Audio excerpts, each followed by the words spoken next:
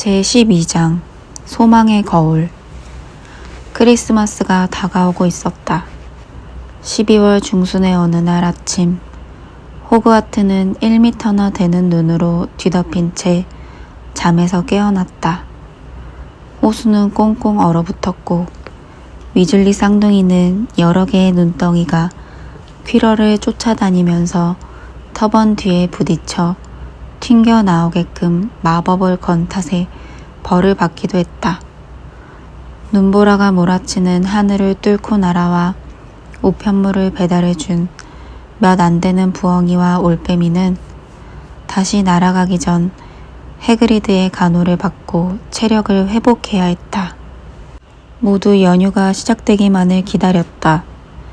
그리핀도르 휴게실과 대연회장에는 난로불이 맹렬히 타올랐지만 찬바람이 들어오는 복도는 얼음장처럼 변했고 교실에서는 살을 애는 바람이 창문을 흔들어댔다.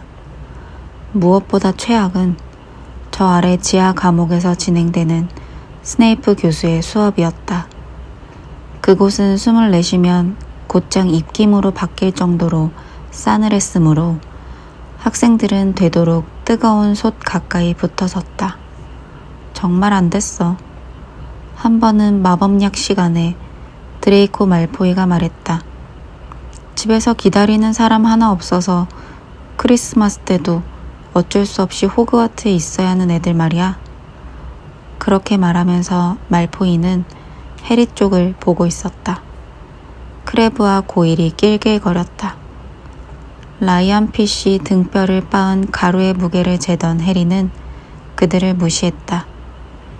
퀴디치 시합 이후 말포이는 전보다 더 짜증나는 아이가 됐다. 슬리데린이 졌다는 사실을 참을 수 없었던 모양인지 다음번 경기에서는 해리 대신 입 큰 청개구리를 수색꾼으로 쓰는 게 어떠냐며 모두를 웃기려 했다. 다음 순간 말포이는 아무도 그 말을 재밌어하지 않는다는 것을 깨달았다. 아이들은 해리가 이리저리 날뛰는 빗자루에서 떨어지지 않은 것만으로도 깊이 감명받았던 것이다. 그리하여 말포이는 질투와 분노에 사로잡힌 채 가족이라 할 만한 사람이 없다는 사실을 들먹여 해리를 조롱하는 방식으로 돌아갔다. 크리스마스 동안 해리가 프리비가로 돌아가지 않는 것은 사실이었다. 지난주 맥고나걸 교수가 와서 연휴 동안 학교에 남아있을 학생들의 명단을 만들었는데 해리는 즉시 그 명단에 이름을 적었다. 해리는 결코 자기가 불쌍하다고 생각하지 않았다. 이번 크리스마스는 아마도 그가 지금껏 보낸 크리스마스 중 최고일 테니까. 위즐리 부부가 찰리를 만나러 루마니아에 가기로 했기에 론과 그의 형들도 학교에 남을 예정이었다. 마법약 수업이 끝나고 지하 감옥을 나서자 엄청나게 큰 전나무가 눈앞의 복도를 가로막고 있었다. 그 아래 삐죽 튀어나온 거대한 두 발과 헉헉거리는 커다란 숨소리가 나무 뒤에 해그리드가 있다는 것을 알려주었다. 안녕하세요, 해그리드. 도와드릴까요? 론이 나뭇가지 사이로 고개를 들이밀며 물었다. 아니, 괜찮다. 고맙다, 론. 길 좀 비켜줄래? 뒤에서 말포이의 차갑고 느릿느릿한 말투가 들려왔다. 용돈이라도 벌어보려는 거야, 위즐리? 너도 호그와트를 졸업하면 숲지기가 되고 싶은 모양인데. 하긴 너희 가족이 살던 곳에 비하면 해그리드의 오두막은 궁전 같겠지. 론이 말포이에게 달려든 순간 스네이프가 계단을 올라왔다. 위즐리! 론은 움켜쥐고 있던 말포이의 로봇자락을 놓았다. 말포이가 시비를 걸어서 그런 겁니다, 스네이프 교수님.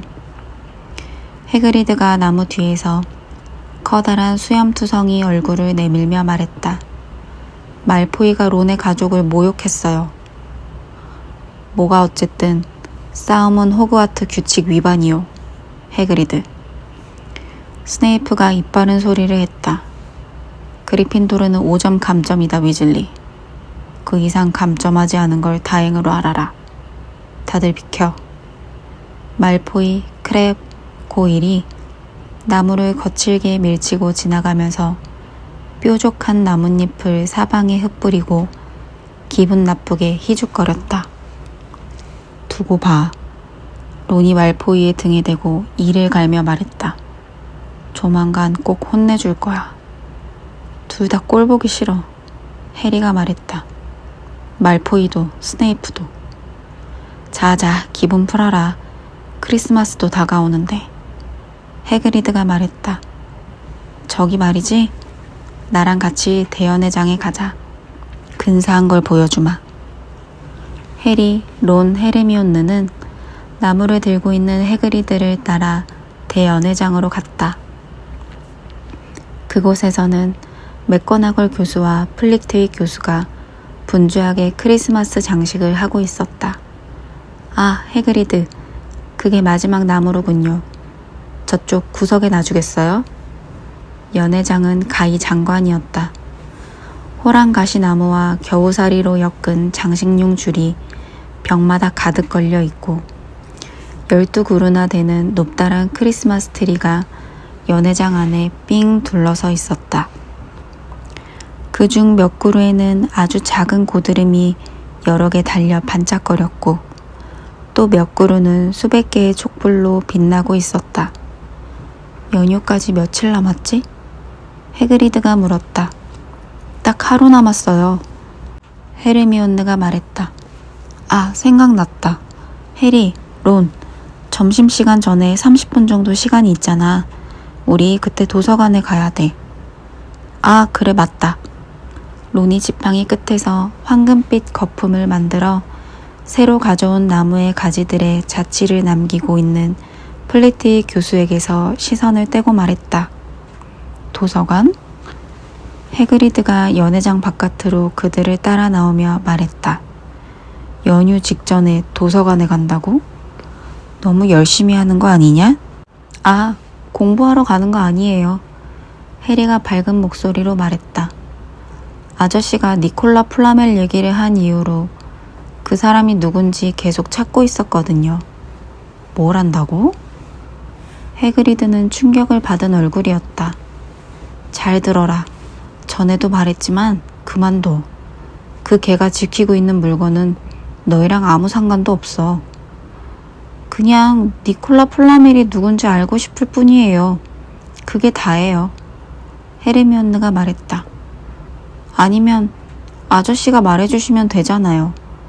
그럼 굳이 고생할 필요도 없을 텐데. 해리가 덧붙였다. 책을 벌써 수백 권은 봤는데 어디에서도 찾지 못했어요. 그냥 힌트 하나만 주세요. 분명히 그 이름을 어디서 본 적이 있어요. 나는 아무 말도 안 할 거다. 해그리드가 단호하게 말했다. 그럼 그냥 우리가 직접 찾아봐야겠네요. 론이 말했다. 그들은 언짢아 보이는 해그리드를 뒤로하고 서둘러 도서관으로 향했다. 해그리드가 말을 흘린 이후로 그들은 정말로 책들을 뒤지며 플라멜의 이름을 찾고 있었다. 그러지 않고서는 스네이프가 훔치려는 물건이 뭔지 알아낼 방법이 없었던 것이다. 문제는 플라멜이 어떤 일로 책에 실렸는지 모르기 때문에 어디에서부터 조사를 시작해야 하는지 알 수 없다는 것이었다. 플라멜은 20세기의 위대한 마법사들이나 우리 시대에 주목할 만한 마법계 인물백과에도 실려있지 않았다. 현대의 중요한 마법적 발견들에도 마법학의 최근 발전상에 관한 연구에도 없었다. 게다가 당연한 일이지만 도서관 자체가 너무 컸다. 그곳에는 수만 권의 책과 수천 개의 책꽂이와 수백 개의 좁은 통로가 있었다. 헤르미온느가 조사하기로 한 주제와 책 제목 목록을 꺼내는 동안 론은 줄지어 책들 사이를 성큼성큼 걸어다니며 책꽂이에서 책을 무작위로 뽑기 시작했다. 해리는 이리저리 돌아다니다가 제한구역으로 향했다. 제한구역 안 어딘가에 플라멜과 관련된 책이 있지 않을까 하는 생각이 잠깐 들었다. 유감스럽게도 제한구역에 있는 책들을 보려면 선생 한 명한테서 특별히 서명을 받아야 했는데 해리는 결코 그 서명을 받을 수 없다는 것을 알았다. 제한구역의 책들은 호그와트에서는 절대로 가르치지 않는 강력한 어둠의 마법에 관한 내용을 담고 있는 것들로 고급 어둠의 마법 방어법을 공부하는 고학년들만 볼 수 있었다. 뭘 찾고 있니 얘야? 아무것도 아니에요. 해리가 말했다. 사서인 핀스 선생이 그에게 깃털로 만든 먼지떨이를 휘둘렀다. 그럼 나가는 게 좋겠구나. 어서 나가. 해리는 진작 무슨 얘기라도 지어낼 걸 그랬다고 생각하며 도서관을 나갔다. 해리, 론, 헤르미온느는 핀스 선생에게 플라멜을 어디에서 찾을 수 있느냐고 묻지 않는 게 좋겠다는데 이미 합의했다. 그녀는 분명 답을 줄 수 있겠지만 그들이 무슨 일을 하고 다니는지 스네이프가 알게 되는 위험을 감수할 수는 없었다. 해리는 두 친구가 뭐라도 찾아냈는지 궁금해하며 도서관 앞에서 기다리면서도 별다른 기대는 하지 않았다. 조사를 시작한 지 벌써 2주나 됐지만 수업 시간 사이사이에 짬을 낼 뿐이었으므로 아무런 소득이 없는 것도 이상한 일이 아니었다. 그들에게 정말로 필요한 것은 일거수일투족을 감시하는 핀스 선생 없이 충분히 오랫동안 조사하는 일이었다. 5분 뒤 론과 헤르미온느가 고개를 저으며 해리에게 왔다. 셋은 점심을 먹으러 갔다. 내가 집에 가 있는 동안에도 계속 찾아볼 거지? 헤르미온느가 말했다. 그리고 뭐라도 찾으면 올빼미를 보내줘. 넌 부모님한테 플라멜이 누군지 아냐고 한번 여쭤봐. 론이 말했다. 그분들한테는 물어봐도 안전하겠지. 안전하기야 하지. 두 분 다 치과 의사니까. 헤르미온느가 말했다. 연휴가 시작되자마자 즐길 게 너무 많아 론과 해리는 플라멜 생각을 할 겨를이 없었다.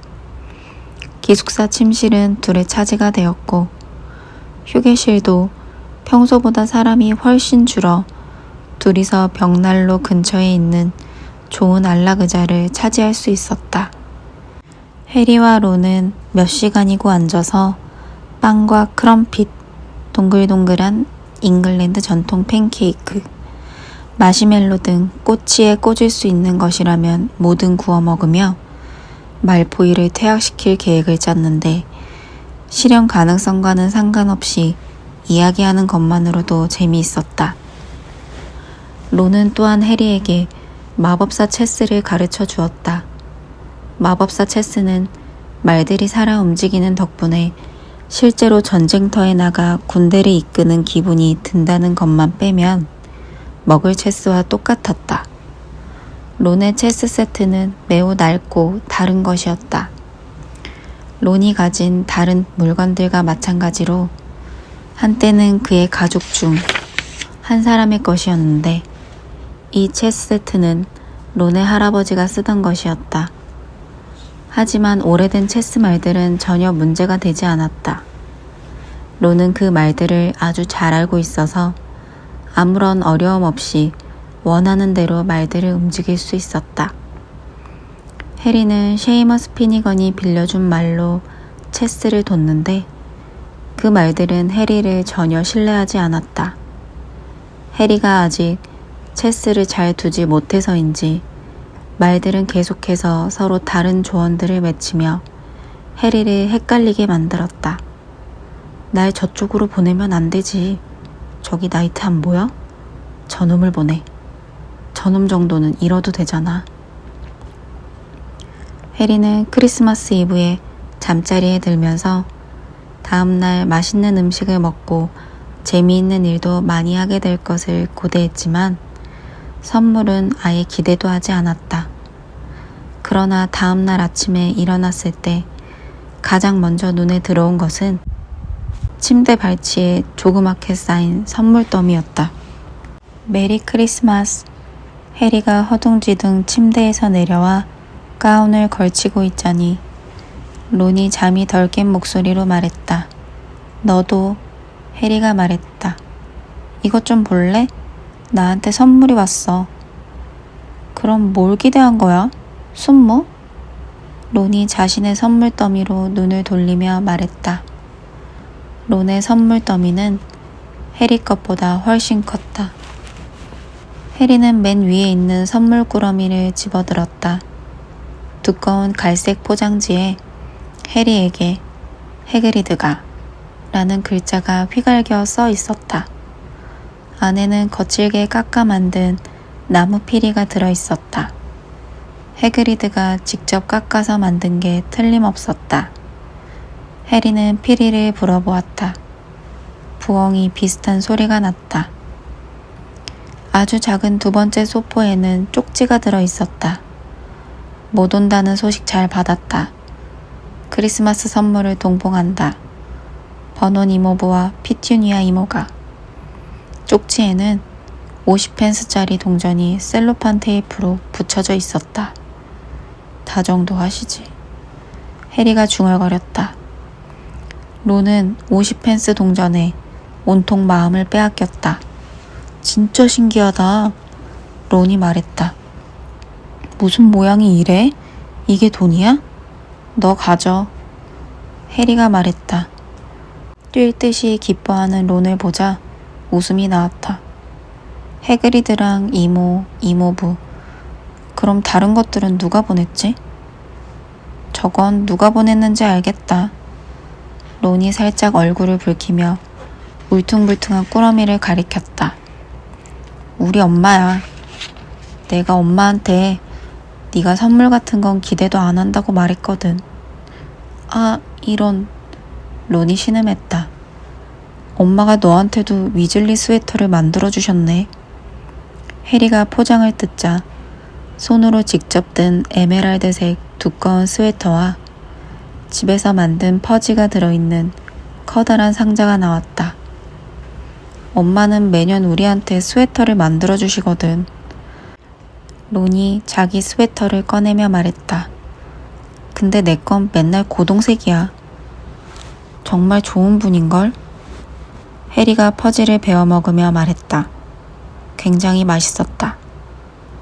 해리의 다음 선물에도 간식거리가 들어있었다.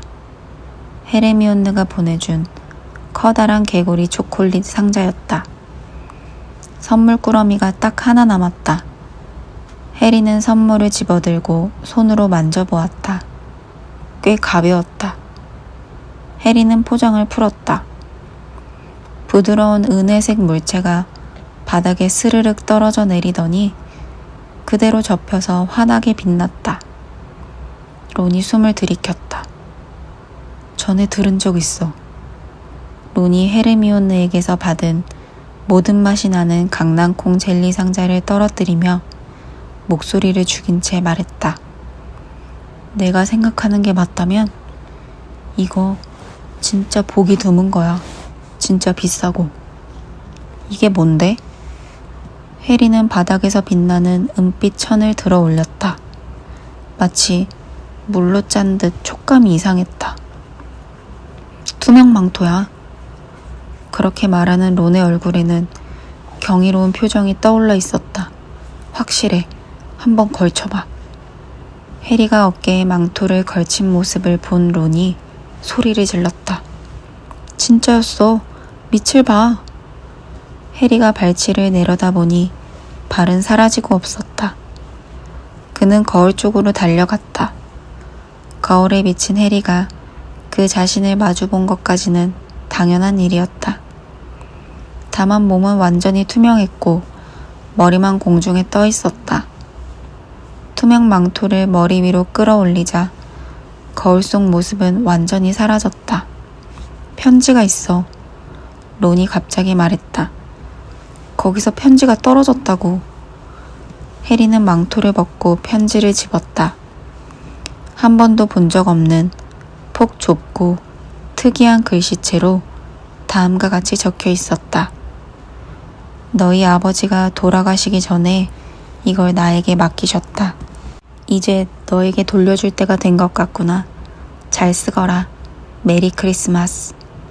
서명은 없었다. 해리는 편지를 뚫어지게 바라보았다. 론은 감탄하느라 여념이 없었다. 이걸 가질 수만 있으면 뭐든 내놓겠다. 론이 말했다. 뭐든지. 왜 그래? 아무것도 아니야. 해리가 말했다. 아주 이상한 기분이 들었다. 누가 이 망토를 보냈을까? 이게 정말로 아버지의 물건이었을까? 해리가 무슨 말이나 생각을 할 새도 없이 침실 문이 벌컥 열리더니 프레드와 조지 위즐리가 뛰어들어왔다. 해리는 투명 망토를 보이지 않는 곳에 재빨리 쑤셔 넣었다. 아직은 다른 사람과 이 망토를 같이 쓰고 싶은 마음이 없었다. 메리 크리스마스. 야, 이것 봐. 해리도 위즐리 스웨터를 받았네. 프레드와 조지는 파란색 스웨터를 입고 있었다. 한 벌에는 커다란 노란색 글자로 F가, 다른 한 벌에는 커다란 노란색 글자로 G가 적혀 있었다. 해리 스웨터가 우리 것보다 좋은데? 프레드가 해리의 스웨터를 들어 올리며 말했다. 가족이 아닌 사람한테 짜줄 땐 더 공을 들이는 게 틀림없어. 너는 왜 스웨터 안 입고 있냐, 론? 조지가 물었다. 자, 얼른 입어. 아주 사랑스럽고 따뜻해. 난 고동색이 싫어. 론이 스웨터에 머리를 집어넣으며 심드렁하게 말했다. 네 스웨터엔 글자가 없네? 조지가 말했다. 너는 네 이름을 까먹지 않는다고 생각하시나 봐. 하지만 우리도 바보는 아닌데. 우리 이름이 그레드랑 포지라는 것 정도는 알거든. 왜 이렇게 시끄러워? 퍼시 위즐리가 탐탁지 않은 표정을 지으며 문으로 고개를 들이밀었다. 울퉁불퉁한 스웨터를 팔에 걸친 걸 보니 퍼시 역시 선물을 풀다 말고 온 게 분명했다. 프레드가 그의 스웨터를 낚아챘다.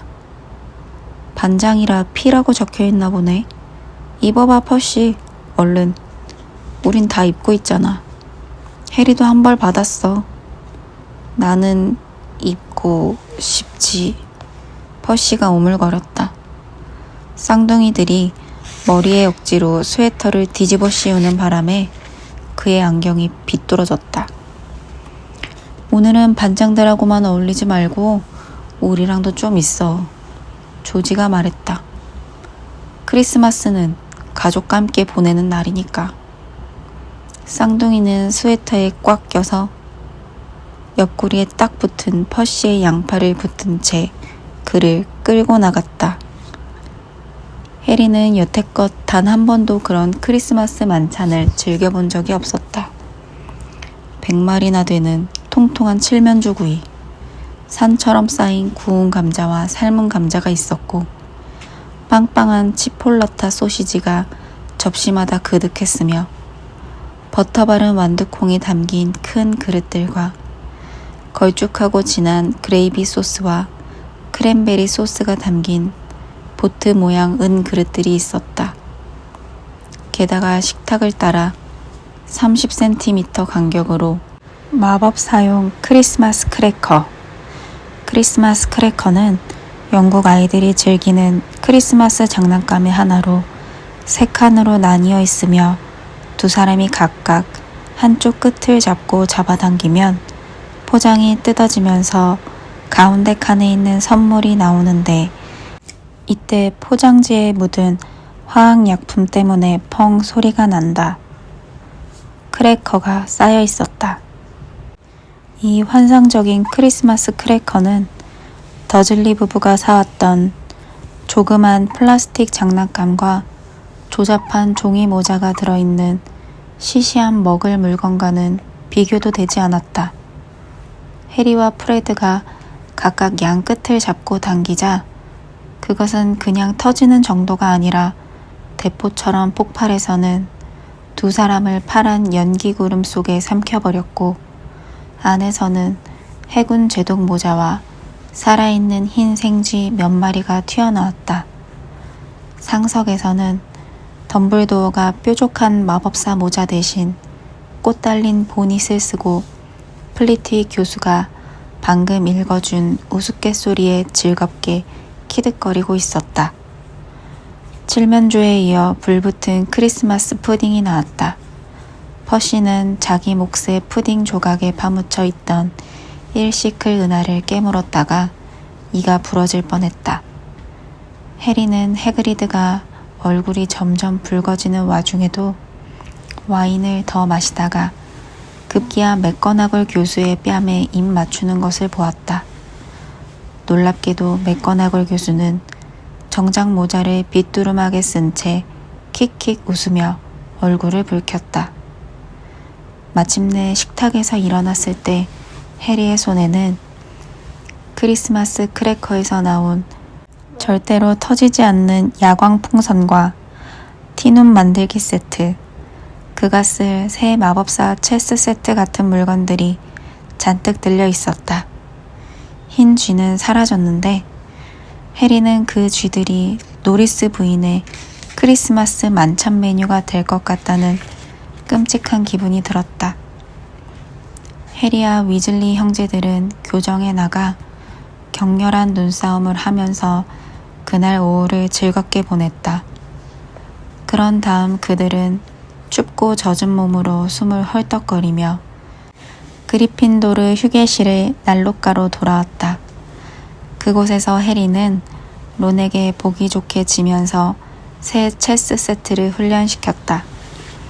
퍼시가 그렇게까지 혼수를 두지만 않았다면 그토록 심하게 지지는 않았을 것이다. 칠면조 샌드위치와 크럼핏, 트라이플, 크리스마스 케이크를 곁들여 차를 한 잔 마시고 난 뒤에야 모두 너무 배가 부르고 졸린 나머지 잠들기 전까지 가만히 앉아 퍼시가 반장 배지를 훔쳐간 프레드와 조지를 쫓아 그리핀도르 탑 여기저기를 뛰어다니는 광경을 구경하기만 했다. 해리 평생 최고의 크리스마스였다. 하지만 온종일 머리 한 구석을 찜찜하게 맴도는 생각이 있었다. 침대에 누운 뒤에야 왜 그런 기분이 드는지 생각할 여유가 생겼다. 바로 투명 망토와 그 망토를 보낸 정체 모를 사람 때문이었다. 칠면조와 케이크를 잔뜩 먹은 데다 고민거리도 없는 론은 침대 커튼을 치자마자 골아떨어졌다. 해리는 침대 옆으로 몸을 구부려 그 아래 넣어두었던 투명 망토를 끌어당겼다. 아빠의 물건? 이게 아빠가 쓰던 물건이었다니. 해리는 투명 망토가 손을 따라 흐르도록 내버려 두었다. 비단보다도 부드럽고 공기처럼 가벼웠다. 잘 쓰거라. 편지에는 그렇게 적혀 있었다. 당장 써봐야 했다. 해리는 재빨리 침대에서 나와 투명 망토로 몸을 감쌌다. 다리를 내려다보니 달빛과 그림자만 보였다. 기분이 매우 이상했다. 잘 쓰거라. 갑자기 정신이 번쩍 드는 것 같았다. 이것만 있으면 호그와트 전체가 그에게 활짝 열려있는 것이나 다름없었다. 어둠과 침묵 속에 서 있으려니 흥분이 홍수처럼 밀려왔다. 이것만 두르면 어디든 갈 수 있다. 어디를 가더라도 필치는 결코 모를 것이다. 론이 잠결에 웅얼거렸다. 론을 깨워야 할까? 뭔가가 해리를 말렸다. 이건 아빠의 투명 망토다. 해리는 이번만은 처음 한 번만큼은 이것을 혼자 써보고 싶었다. 해리는 기숙사 침실을 몰래 빠져나와 계단을 내려간 다음 휴게실을 가로질러 초상화 구멍으로 나갔다. 걔 누구냐? 뚱뚱한 귀부인이 꽥 소리쳤다. 해리는 아무런 대답도 하지 않고 빠르게 복도를 걸어갔다. 어디로 가야 할까? 심장이 두 방망이질하는 가운데 해리는 잠시 멈춰서 생각했다. 그러자 그 생각이 떠올랐다. 도서관 제한구역. 거기에 가면 플라멜이 누구인지 알아낼 때까지 마음껏 책을 볼 수 있을 것이다. 해리는 투명 망토를 단단히 잡아당기면서 조심스럽게 발걸음을 옮겼다. 도서관은 칠흑같이 깜깜하고 매우 으스스했다. 해리는 여러 줄로 늘어선 책들 사이를 움직이면서 앞을 보려고 등을 켰다. 내려다보니 등불은 꼭 공중에 떠 있는 것처럼 보였다. 등불을 들고 있는 게 느껴지는데도 그 광경에 소름이 돋았다. 제한구역은 도서관 가장 안쪽에 있었다. 해리는 도서관의 나머지 구역과 제한구역을 분리해 놓는 밧줄을 조심스럽게 넘은 뒤 그곳에 있는 책들의 제목을 읽으려고 등불을 들어 올렸다. 제목만 봐서는 알 수 있는 게 별로 없었다. 다 벗겨져 가는 빛바랜 금색 글자들은 해리가 알지 못하는 언어로 쓰여 있었다. 아예 제목이 없는 책도 몇 권 있었다. 어떤 책에는 끔찍하게도 핏자국처럼 보이는 어두운 빛깔의 얼룩이 묻어 있었다. 해리의 목덜미 털이 곤두섰다. 상상인지 아닌지 모르겠지만 여기에 들어와서는 안 되는 누군가가 들어와 있다는 걸 안다는 듯 책들이 희미하게 소곤대는 소리가 들리는 것 같았다. 어딘가에서는 조사를 시작해야 했다. 해리는 등불을 조심스럽게 바닥에 내려놓고 흥미를 끄는 책을 찾아 책꽂이 맨 아래 칸을 살펴보았다. 검은색과 은색으로 된 커다란 책이 시선을 잡아끌었다. 책이 너무 무거운 탓에 간신히 빼냈다. 무릎에 올려놓자 무게 때문에 책이 저절로 펼쳐졌다. 귀청을 찢는 피가 얼어붙을 듯 날카로운 소리가 정적을 깨뜨렸다. 책이 비명을 지르고 있었다.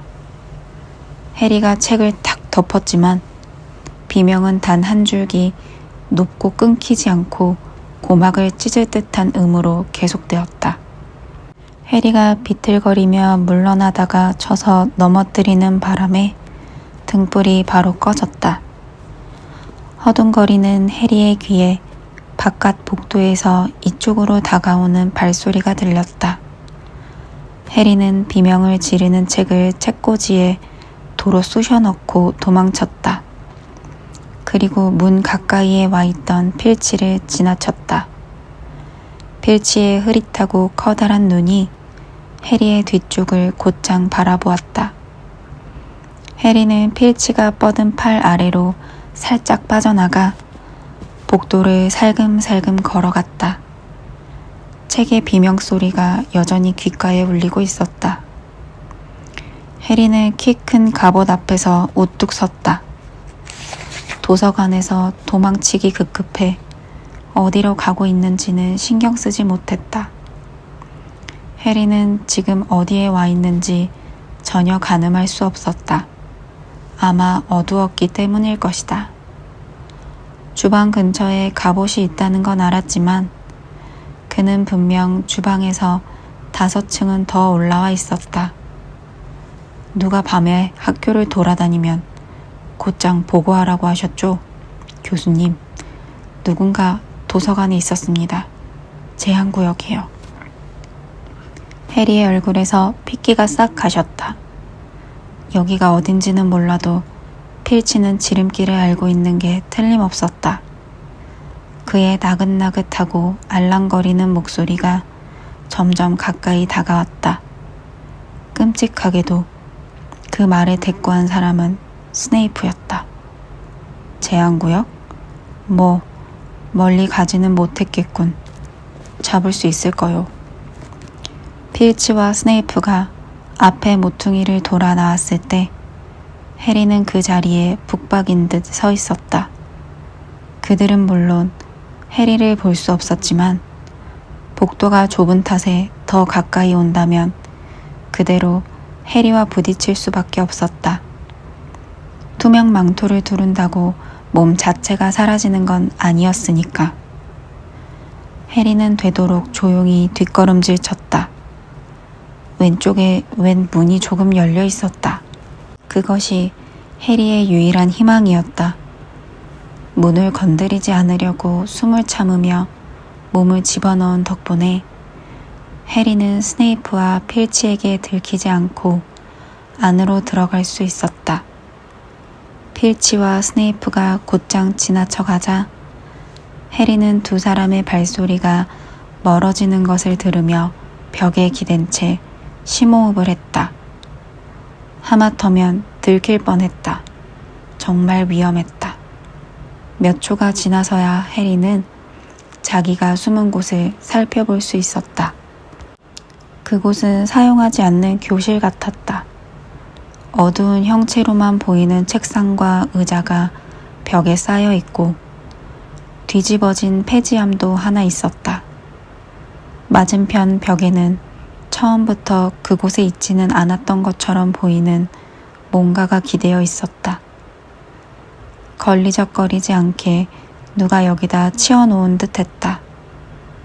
그것은 천장만큼 높은 굉장히 아름다운 거울이었다. 정교하게 장식된 황금 테두리가 둘러져 있고 갈고리 모양 다리가 2개 달려 있었다. 거울 윗부분에는 글귀가 새겨져 있었다. 다준 여보 올 것 는 하망소 이음마 의대그 니나 이굴 얼 의대그. 필치와 스네이프의 소리가 더 이상 들려오지 않자 해리는 마음이 진정되는 것을 느끼며 거울 가까이 다가갔다. 자신의 모습을 보고 싶었지만 거울에는 아무것도 비치지 않았다. 해리는 거울 앞으로 다가섰다. 그는 비명을 지르지 않기 위해 두 손으로 입을 막아야 했다. 휙 돌아보았다.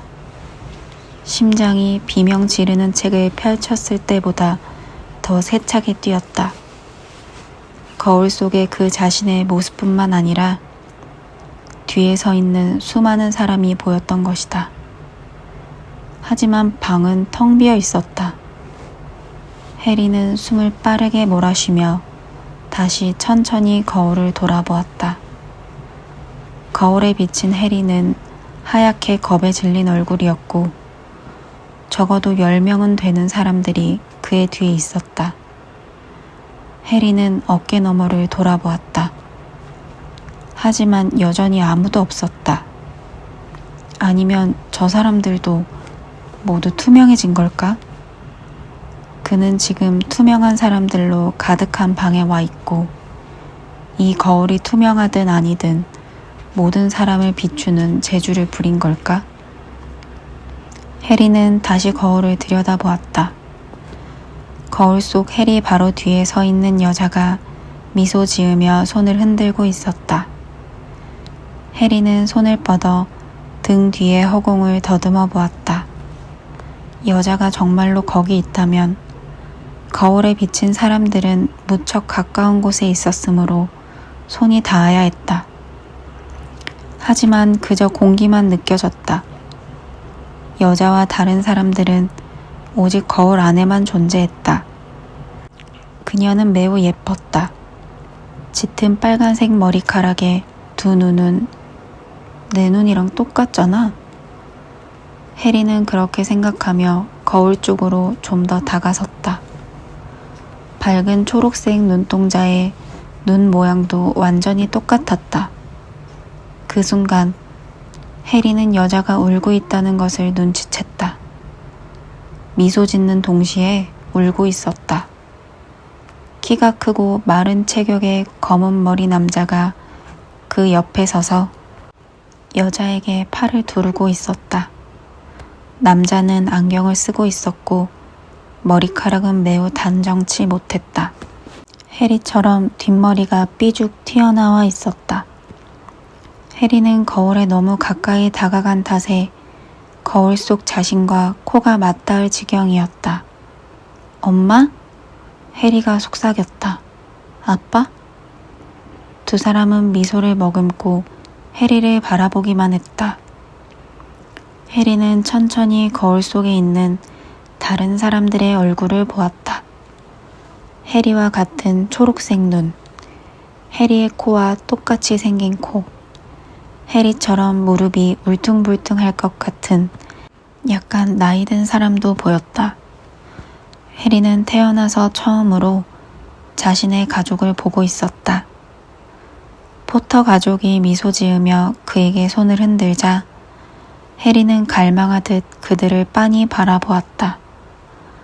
두 손은 마치 그 속으로 들어가 그들에게 가 닿고 싶은 듯 거울에 납작하게 눌렸다. 마음속에서 기쁨과 끔찍한 슬픔이 뒤섞인 강렬한 통증이 느껴졌다. 얼마나 오래 서 있었는지 알 수 없었다. 거울 속 형상들은 사라지지 않았고 해리는 멀찍이서 들려온 소음을 듣고 정신을 차릴 때까지 그것을 보고 또 보았다. 여기에 계속 있을 수는 없었다. 침실로 돌아가는 길을 찾아야 했다. 해리는 엄마의 얼굴에서 억지로 눈을 떼고는 속삭였다. 다시 올게요. 그러고는 서둘러 방을 빠져나갔다. 날 깨웠어야지. 론이 뿌르퉁하니 말했다. 오늘 밤에 가보자. 난 다시 갈 거거든. 너한테 그 거울을 보여주고 싶어. 나도 너희 엄마 아빠 보고 싶다. 론이 기대에 차서 말했다. 나도 너희 가족 다 보고 싶어. 위즐리 가족 전부 말이야. 나한테 네 다른 형들이나 가족들을 보여줘. 우리 가족이야 아무 때나 볼 수 있잖아. 론이 말했다. 이번 여름방학 때에 우리 집에 놀러 오면 돼. 어쨌거나 돌아가신 분들만 보여주는 거울인지도 모르잖아. 그런데 플라멜에 대해서 알아내지 못한 건 아쉽다. 베이컨이든 뭐든 좀 먹지. 왜 아무것도 안 먹어? 해리는 먹을 수가 없었다. 그는 부모님을 보았고 오늘 밤에 또 한 번 보게 될 것이다. 플라멜에 대해서는 까맣게 잊었다. 그건 더 이상 중요한 문제가 아닌 것 같았다. 머리 3개 달린 개가 뭘 지키고 있든 그게 무슨 상관이란 말인가? 스네이프가 그걸 훔치든 말든 정말이지 뭐가 문제인가? 너 괜찮아? 론이 말했다. 좀 이상해 보여. 해리에게 가장 두려운 일은 거울이 있는 방을 다시 찾을 수 없을지도 모른다는 것이었다. 론과 함께 투명 망토를 뒤집어 썼기에 다음 날에는 훨씬 느린 속도로 걸어야 했다. 그들은 도서관에서부터 해리가 갔던 길을 되짚어 보려고 애쓰며 1시간 가까이 어두운 통로를 헤매고 다녔다. 얼어 죽겠다. 론이 말했다. 그만 돌아가자. 안 돼. 해리가 숨죽여 소리쳤다. 확실해. 이 근처에 있어. 그들은 반대 방향으로 미끄러져 가는 키 큰 여자 마법사 유령과 한 차례 마주쳤을 뿐 그 밖에는 아무도 보지 못했다. 너무 추워서 발에 감각이 없어졌다고 론이 투덜거리기 시작할 때쯤 해리는 그 갑옷을 발견했다. 여기다. 바로 여기야. 맞아. 두 사람은 문을 열었다. 해리는 어깨에 둘렀던 투명 망토를 떨어뜨리고 거울로 달려갔다. 그곳에 그들이 있었다. 엄마와 아빠가 해리를 보고 환하게 웃었다. 보여? 해리가 속삭였다. 아무것도 안 보이는데. 봐, 저 사람들을 봐. 저기 많이 있잖아. 너밖에 안 보여. 제대로 한번 봐봐 얼른. 내가 있는 자리에 서서 봐. 해리는 옆으로 비켜섰다. 하지만 론이 거울 앞에 서자 해리의 가족들은 더 이상 보이지 않았고 페이즐리 문이 잠옷을 입고 있는 론만 거울에 비칠 뿐이었다. 그런데 론은 거울을 뚫어버릴 것처럼 자기 모습을 바라보고 있었다. 나 좀 봐. 론이 말했다. 너도 너희 가족이 널 둘러싸고 있는 게 보여? 아니, 난 혼자야. 근데 모습이 달라. 나이가 좀 더 들어 보이고 내가 남학생 회장이야. 뭐? 내가 예전에 빌이 달았던 거랑 똑같은 배지를 달고 있어. 기숙사 우승컵이랑 퀴디치 우승컵도 들고 있고 퀴디치 주장도 됐어. 론은 그 멋진 장면에서 겨우 눈을 떼고 흥분해서 해리를 바라보았다. 이 거울이 미래를 보여주는 걸까? 그럴 리가 없잖아. 우리 가족은 전부 죽었는데. 나 한 번 더 보자. 어젯밤엔 너 혼자서 실컷 봤잖아. 나 좀만 더 보자. 넌 퀴디치 우승컵이나 들고 있다면서 그게 뭐가 재미있냐? 난 우리 부모님을 보고 싶단 말이야. 밀지 마. 갑자기 복도에서 소리가 들려오는 바람에 두 사람은 싸움을 멈췄다. 그들은 자신들이 얼마나 큰 소리로 이야기하고 있었는지도 의식하지 못했다. 빨리! 론이 두 사람 위로 다시 투명 망토를 뒤집어 씌운 순간 어둠 속에서 빛나는 노리스 부인의 눈이 문으로 다가왔다. 론과 해리는 가만히 서서 둘 다 같은 생각을 하고 있었다. 투명 망토가 고양이한테도 통할까? 길게만 느껴지는 시간이 지난 뒤 노리스 부인은 몸을 돌려 가버렸다. 불안한데 필치를 부르러 갔는지도 몰라. 분명 우리 소리를 들었을 거야. 가자. 론은 해리를 방 밖으로 끌어냈다. 다음 날 아침까지도 눈은 녹지 않았다. 체스 할래, 해리? 론이 물었다. 아니, 해그리드한테 갈까? 아니, 너나 갔다 와. 네가 지금 무슨 생각하는지 알아, 해리. 그 거울 생각하는 거잖아. 오늘 밤에는 가지 마. 왜? 잘 모르겠지만 뭔가 안 좋은 느낌이 들어. 어쨌든 이미 아슬아슬한 일이 많았잖아. 필치에, 스네이프에, 노리스 부인까지 돌아다니고 있어. 널 보지 못한다지만 그래서 뭐. 걸어가다가 부딪히면 어떻게 해. 네가 부딪혀서 뭘 쓰러뜨리기라도 하면 어쩌냐고. 헤르미온느처럼 말하네. 진지하게 말하는 거야, 해리. 가지 마. 하지만 해리의 머릿속에는 오직 거울 앞으로 돌아가고 말겠다는 한 가지 생각밖에 없었다. 론도 막지 못할 것이다. 그렇게 돌아온 세 번째 밤에 해리는 전보다 빨리 길을 찾아냈다. 그는 이렇게 시끄러운 소리를 내는 것은 현명하지 못한 일이라는 걸 알면서도 빨리 걷고 있었다. 그러나 누구와도 마주치지 않았다.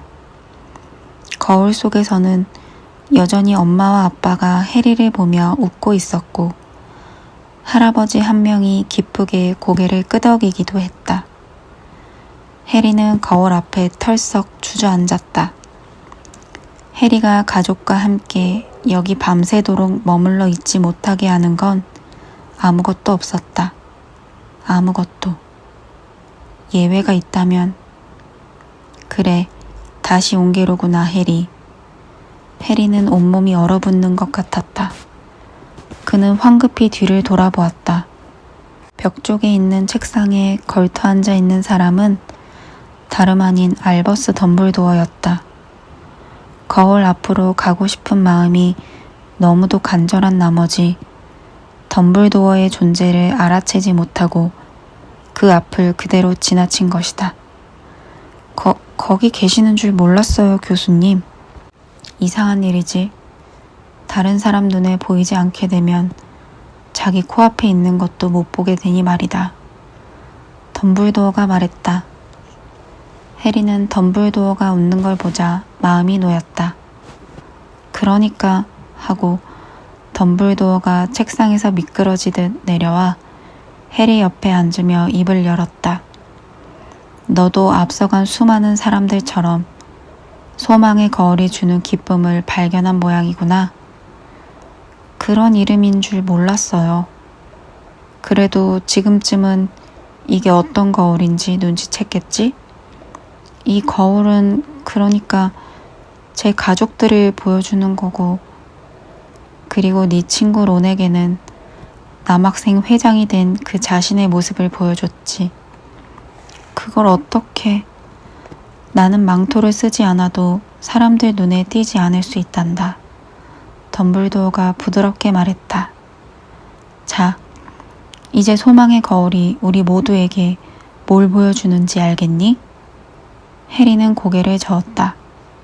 설명해 주마. 세상에서 가장 행복한 사람은 소망의 거울을 보통 거울처럼 쓸 수 있을 게다.